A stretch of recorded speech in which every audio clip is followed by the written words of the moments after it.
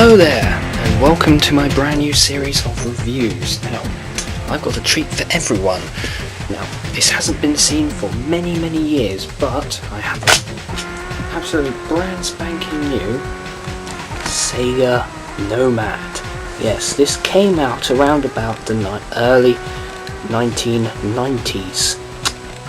It came from America, so in order to get my English games to work, such as this Mega Drive game, which happens to be Sonic, I had to put in a special 50 to 60 Hz switch, as I've just identified here, with my NSTC and my PAL input.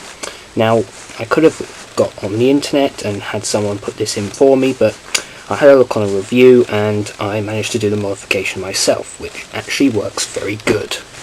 Now, I'm going to show you Sonic first. So let's pop it in and turn on the button. I'm going to turn up the sound. I do apologise for that. There was a slight technical hitch. Before I even had a chance to start the review, the batteries immediately died. It might have been because I had it stuck in a cupboard for quite a while, but I managed to get it sorted, and I'm going to continue with the review. Here's just some more jargon. We'll just fast forward all this, and there we go. Okay. Standard Sega Mega Drive cartridges, as I've got here. I've got Sonic, and I'll just pop it in on the top, click it into place, make sure that it's on PAL, and switch it on.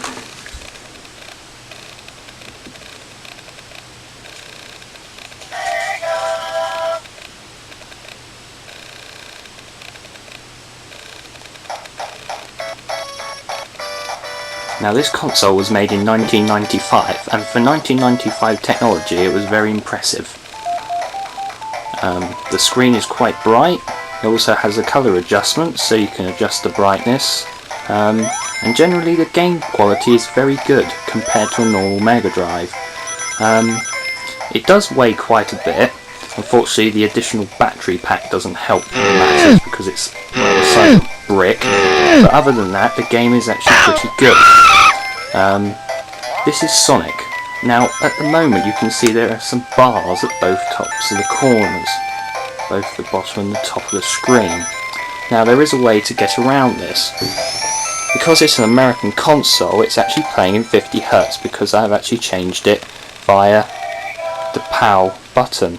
Now, if I switch it into NSTC, the screen widens, and it also speeds up, so it's working at 60 Hz, which is originally designed.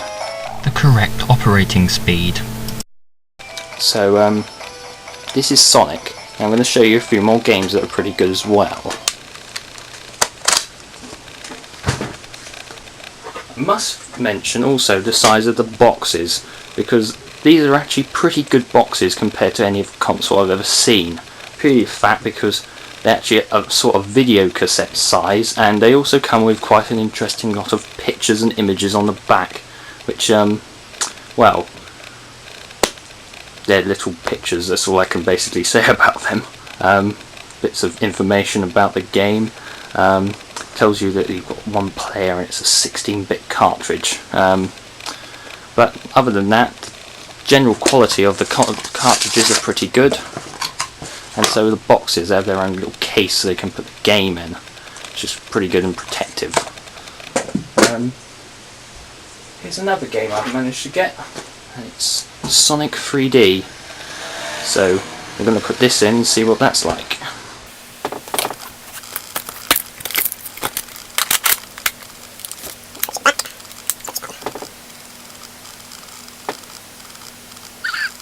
Switch at this point.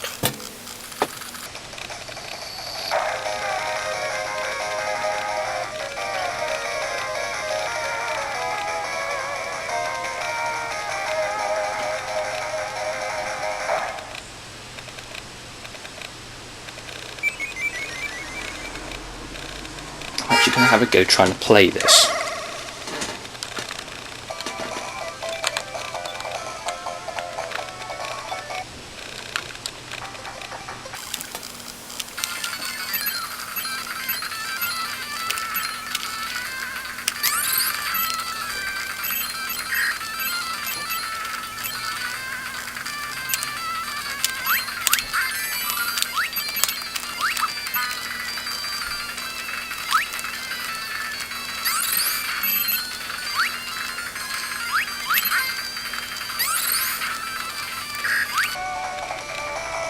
enough of that.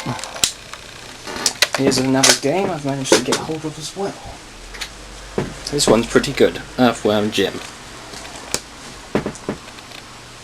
Came out roughly about the same time as all the other games, roughly around about 1995.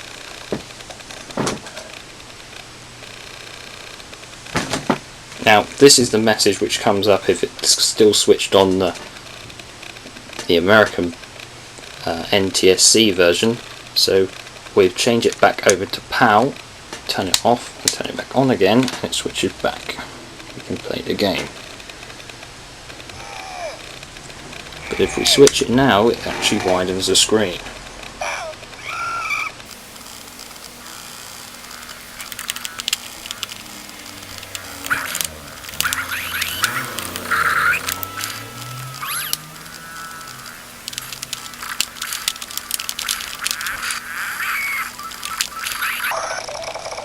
And that's basically the general consensus of the game. You go around shooting things.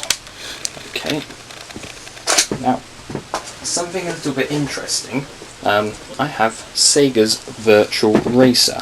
Now, there's always been a curiosity here, because it has the SVP virtual processing chip, which was actually integrated into the 32X, is whether it actually will work on the Nomad, knowing it's a portable console. Well, actually, it does, which is pretty good. So we can actually plug it in and play it. Also, there's obviously the general size of this thing compared to a normal Sega Mega Drive cartridge. It's almost double the size, which didn't really go in its favour. Hence the reason why the 32X was built, so they could actually put half this junk that's in it into another console that they could slam on the top of a Mega Drive. So let's have a go and try and put this in now. We'll see, it's now weighs quite a bit now, but if we switch it back over, turn it back on again. There we go, try and do this.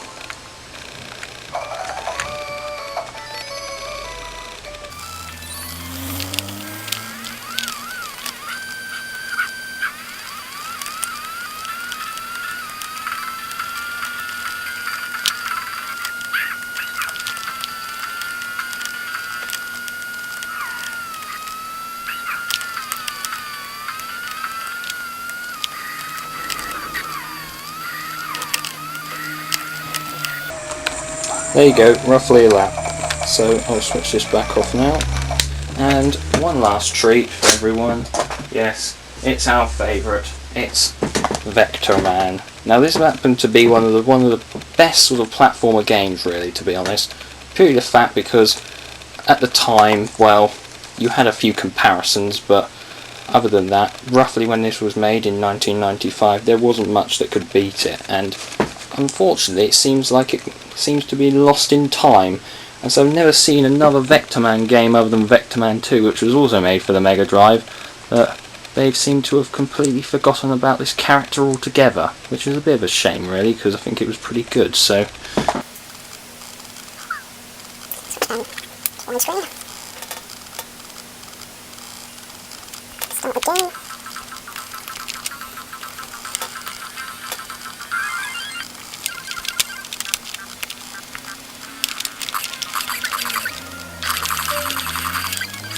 you basically go around picking up objects, shooting some bad guys, and it's generally a very, very impressive game, what with all the textures moving and everything like that.